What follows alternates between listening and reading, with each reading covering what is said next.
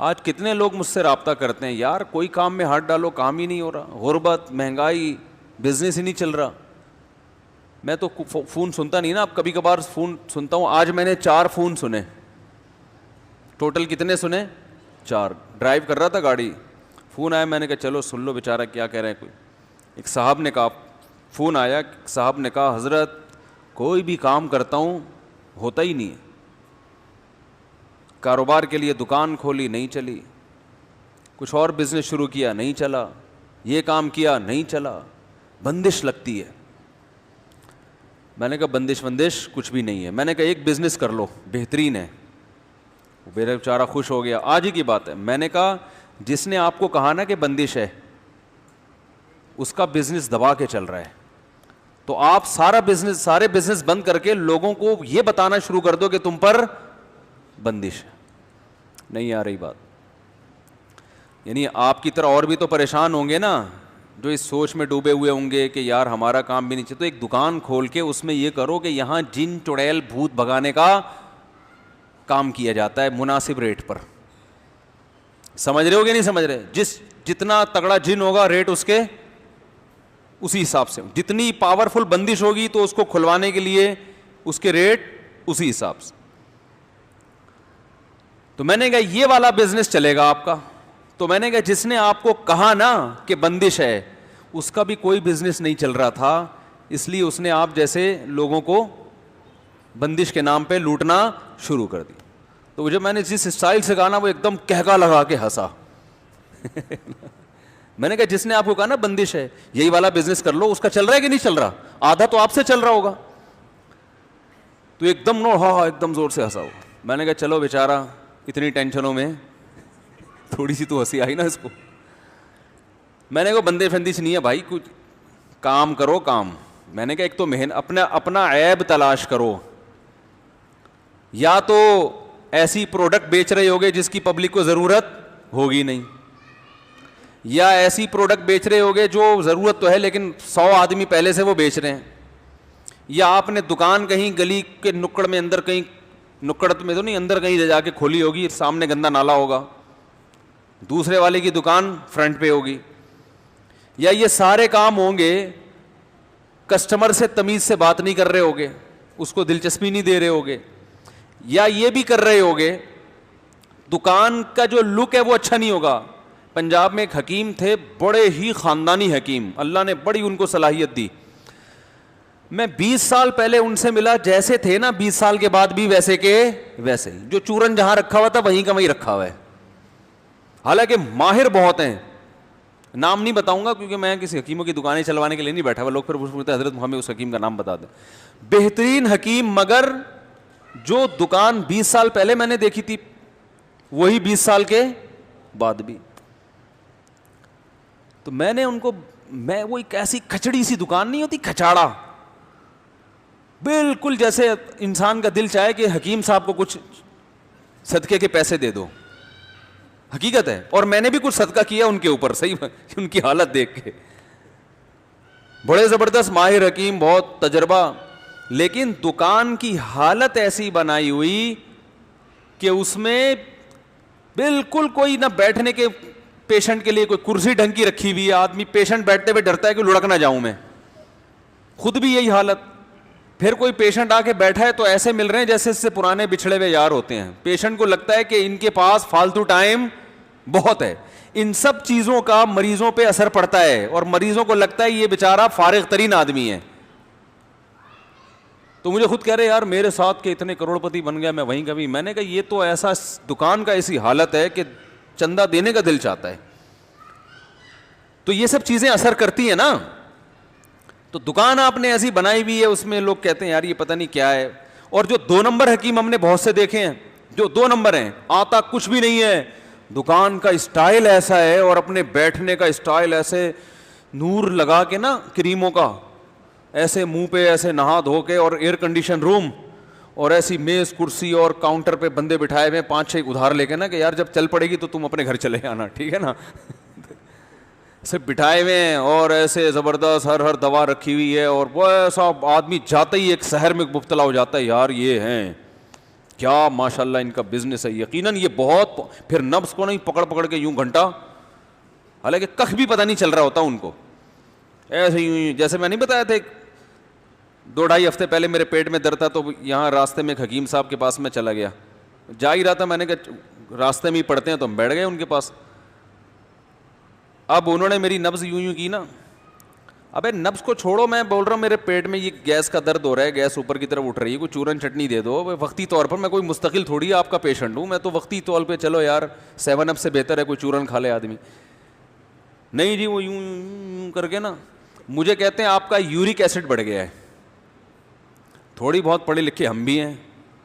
ہم نے کہا یورک ایسڈ کا اس سے کیا تعلق ہے بھائی؟ یورک ایسڈ سے گھٹنوں میں درد تو سمجھ میں آتا ہے, پیٹ کا یورک ایسڈ سے کیا ہو سکتا ہے؟ کوئی بہت دیر پا اثر ہو, لیکن تو وہ پھر میں نے کہا, اور میں نے یورک ایسڈ کا ٹیسٹ بھی کرایا ہوا تھا کچھ دن پہلے, میں نے کہا تو بالکل کلیئر ہے. انہوں نے کہا تو روزانہ اوپر نیچے ہوتا ہے. اب ظاہر ہے ایک جھوٹ چھپانے کے لیے 100 جھوٹ بولنے پڑتے ہیں. خیر اب یہ بیان ادھر کو نہ نکل جائے, تو انہوں نے کوئی دوائیں شوائیں لا کے دیں, 500 روپے فری پھوڑ کے مجھ سے لے لیے. وہ دوائیں بھی مجھے, میں نے دیکھا تو ایلوپیتھک دوائیں تھیں, وہ فلیجل کو کوٹ کے پتہ نہیں کوئی سیرپ بنایا ہوا تھا. ٹھیک ہے, فلیجل ہے نا پیٹ کی, ایک سے ایک فنٹر پڑا ہوا ہے. لیکن آپ اسٹائل دیکھو, لوگ تو بیوقوف بنتے ہیں ایسے لوگوں سے. تو خیر میں نے ان سے کہا, وہ کہنے بندش, میں نے کہا بھائی آپ جو بزنس کر رہے ہو نا, آپ کے اندر کوئی فالٹ ہے. کسی پروفیشنل آدمی سے پوچھو بزنس کیسے, اتنا نہیں کہ ٹوپیاں کرانا شروع کر دو لوگوں کو. تو یا محنت نہیں کر رہے ہوگے, جو محنت کرنے کا ٹائم ہے وہ وظیفوں میں لگا رہے ہوگے, صحیح ہے نا. تو ایسے نہیں ہوتا. بات تجربے کی آئی ہے تو ایک اور بتا دوں, ایک صاحب کا کہیں بھی رشتہ نہیں ہو رہا تھا نا, وہ تو بہت ہی غمزدہ, مجھے کہنے یار جہاں جاتا ہوں رشتہ ہی نہیں ہوتا. میں نے کہا اسی منہ کے ساتھ جاتے ہو جو ڈیزائن آپ کا میرے سامنے ہے, رونے دو. کہہ رہے ہاں میں جا کے کہتا ہوں یار لڑکی والوں کے سے کہتا ہوں بھائی میرے کوئی شادی نہیں کر رہا, تو میں چاہتا ہوں آپ کی بچی سے میری شادی ہو جائے. تو میں نے کہا وہ اگلا سوچے گا کہ جب کوئی بھی لفٹ نہیں کرا رہا تو اس کا مطلب کچھ فالٹ ہے نا, تو میں کیوں کراؤں. میں نے کہا آپ جا کے بولا کرو میرے لیے رشتوں کی کمی نہیں ہے. رشتوں سے مراد ماں کا رشتہ بھی ہے, باپ کا رشتہ, جھوٹ بھی نہیں ہوگا نا, بہن کا رشتہ بھی ہے, بھائی کا رشتہ بھی ہے. اور میں نے کہا ڈبو کے مت کھانا, جب وہ چائے آپ کے سامنے پیش کریں تو بسکٹ اس میں ڈبو کے مت کھانا, ٹھیک ہے نا. تو وہ پھر تھوڑا سا اس میں انکار کا خطرہ ہوتا. خیر کہاں سے کہاں بات چلی گئی. تو بندش, چڑیل, جن, بھوت. ایک فون آیا وہ یہ, دوسرا فون آیا, میں وہ ڈرائیو کر رہا تھا تو بلوٹوتھ کے ذریعے سن سکتا ہے نا آدمی. میں نے کہا چلو سن لیتے ہیں, بہت دن ہو گئے. فون سے فائدہ یہ ہوتا ہے کہ یار لوگوں کا پتہ چل رہا ہوتا ہے کدھر کو جا رہے ہیں, تو اس لیے میں اس لیے بھی سن لیتا ہوں. پھر دوسرے صاحب بندے, وہ بھی حضرت کوئی بھی کام کر رہا ہوں ہو ہی نہیں رہا, کوئی بھی کام کر رہا ہوں ہو ہی نہیں رہا. تو میں نے دل میں سوچا ان کو بولوں کہ ہو رہا ہوتا تو مجھے تھوڑی فون کرتے, اس بہانے آپ سے ہماری کیا ہو گئی, گپ شپ ہو گئی. یہ والا کام آپ کا ہو گیا, کیونکہ لوگ مجھے فون کر رہے ہیں ہو ہی نہیں رہا, آپ نے کیا ہو گیا نا. تو یہ بات ہی غلط ہے کہ کوئی بھی کام کر رہا ہوں وہ ہوتا ہی نہیں ہے. یہ والا کام جو اتنا مشکل وہ آپ کا کیا ہوا ہے, ہو گیا ہے. سمجھ لیں آپ نے خامخواہ میں مسلط کیا ہوا ہے, کوئی بھی کام کر رہا ہوں نہیں ہو رہا.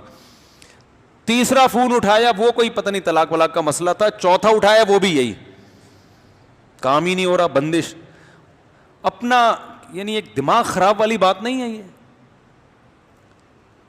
پاگل بنا دیا. بندش بندش, جن, چڑیل, بھوت, بندش, جادو. او بھائی کو گورے کے بھی تو کام رکتے ہیں نا. گورا کیا کرتا ہے, بیٹھ کے سوچتا ہے کہ یار یہ کام کیوں نہیں چل رہا, اس کی وجہ کیا ہے. ان کے ماہرین بیٹھتے ہیں, مشورہ لیتے ہیں, پھر اس غلطی کو دور کرنے کی کوشش کرتے ہیں, اس فالٹ کو دور کرتے ہیں. گورا اگر روحانی ٹوپی ڈراموں کے چکر میں پڑتا تو میرے بھائی چاند پہ قدم نہ رکھتا. وہ ہر شکست کے بعد, آپ کو پتا ہے ایک روایت میں آتا ہے صحابہ کرام کی نا رومیوں سے لڑائیاں ہو رہی تھی. رومی یہی انگریز, ان کو پہلے روم سے ہے نا یہ تو یہ تو بہت پہلے سے عیسائی تھے. تو صحابہ کرام کی بڑی لڑائیاں ہو رہی تھی, جہاں بھی جاتے تھے فتح ہوتی تھی. لیکن جب گوروں سے لڑائیاں ہوئی ہیں نا تو کبھی شکست اور کبھی فتح, پھر پلڑا برابر چلنا شروع ہوا ہے. تو ایک صحابی نے کہا کہ میں نے رسول اللہ صلی اللہ علیہ وسلم کی حدیث سنی, انہوں نے فرمایا کہ تقوم الساعۃ والروم اکثر الناس, قیامت قائم ہوگی اس وقت بھی رومیوں کی تعداد دنیا میں سب سے زیادہ ہوگی, ان کو شکست کے ذریعے ختم نہیں کیا جا سکتا. تو جب یہ حدیث سنائی انہوں نے کسی تابعی کو, تو انہوں نے کہا کہ نبی نے اگر یہ فرمایا ہے کہ رومی بہت ہوں گے تو یقیناً ان کے اندر کوئی ایسی خاصیت ہوگی جس کی وجہ سے یہ قیامت تک باقی رہیں گے. آپ کو پتہ ہے مسلمانوں کی بہت سی ایسی قوموں سے جنگیں ہوئی ہیں کہ ان کا نام و نشان ختم, بڑی بڑی قومیں ہی ختم, کیونکہ پھر وہ نسل چلی نہیں ان کی, آگے غلام بن گئے اور پھر آہستہ آہستہ مینورٹی میں آتے آتے مارکیٹ سے شارٹ, یا دوسری قوموں میں کنورٹ ہو گئے, مذہب چینج ہو گیا ان کا. عراق عربی ملک تھوڑی تھا, عراق جو ہے نا عربی ملک تھوڑی تھا. آج کون سا ملک ہے عراق؟ عرب ہے نا. تو اس سے پتہ چلتا ہے یہاں کی اصل قوم کا تو پتہ ہی نہیں کہاں گئی وہ, یہ تو سب عرب بن گئے. مصر عربی ملک تھوڑی تھا, اب کیا ہے؟ عرب کنٹری ہے. الجزائر, مصر, سوڈان, یہ کوئی بھی ان میں سے عرب کنٹری نہیں تھا, یہ تو سارے عرب بن گئے جب اسلام آیا یہاں پہ. پوری قوم ہی ختم, مار مار کے کسی کو ختم نہیں کیا, یعنی ان کا کلچر ہی بالکل ختم ہو گیا. تو لیکن آپ صلی اللہ علیہ وسلم کی روایت انہوں نے پیش کی کہ رومی کیا ہیں؟ سب سے زیادہ. تو وہ تابعی کہتے ہیں کہ میں نے تجسس کیا کہ اگر نبی نے ان کے بارے میں کہا, یہ اس روایت کی مجھے سند کی زیادہ اچھی تحقیق نہیں ہے, میں نے بہت بڑے عالم سے سنی ہے یہ روایت, لیکن اس سے جو مضمون ثابت ہو رہا ہے نا وہ بہرحال درست ہے.